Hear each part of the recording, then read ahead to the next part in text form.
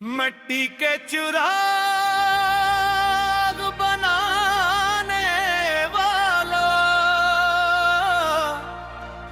शहर के पुराने हंसे में एक तंग गली थी जहां वक्त जैसे हंसता चलता था।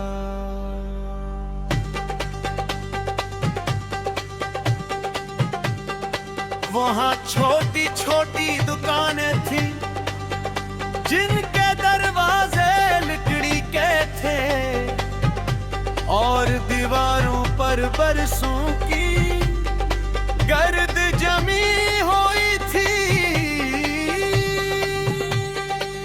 उन नई दुकानों के दरमियान एक मुख्तसर सी वर्कशॉप थी जहां एक कोरा कम्हार मिट्टी के चिराग बनाया करता था। लोग उसे चिराग वाला बाबा कहते थे।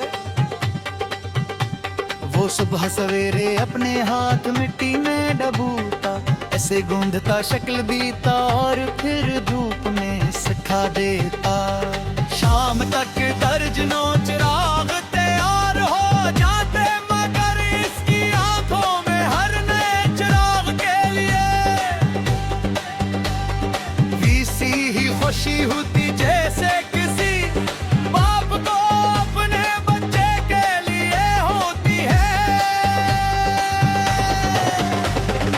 एक दिन मैं उसकी दुकान पर पहुंचा, दरवाजे के सामने मिट्टी की खुशबू फैली हुई थी और अंदर एक छोटा सा चाचा हंसता हंसता घूम रहा था।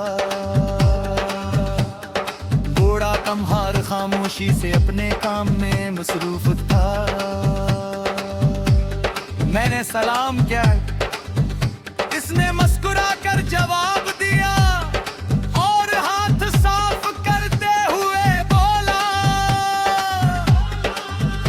आओ बैठो, मिट्टी से दोस्ती करने वालों के लिए यहाँ हमेशा जगह होती है। मैं इसके करीब बैठ गया, चाक मसलसल घूम रहा था। इसके हाथों में एक बेशक्ल मिट्टी का ढीला चंदन लम्हों में खूबसूरत चिराग बन गया। मैं हैरत से देखता रहा। मैंने पूछा, ये सब आपने किससे सीखा?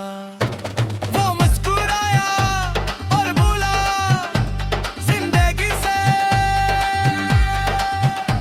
मैंने हैरानी से दोबारा पूछा, जिंदगी ने मिट्टी के चिराग बोला ऐसे सिखाया। उसने मिट्टी को आहिस्ता से धूपत पाते हुए कहा, इंसान भी मिट्टी की तरह होता है, अगर सब्र से संवारो तो खूबसूरत बन जाता है, और अगर गुस्से में तो वो तो टूट जाता है।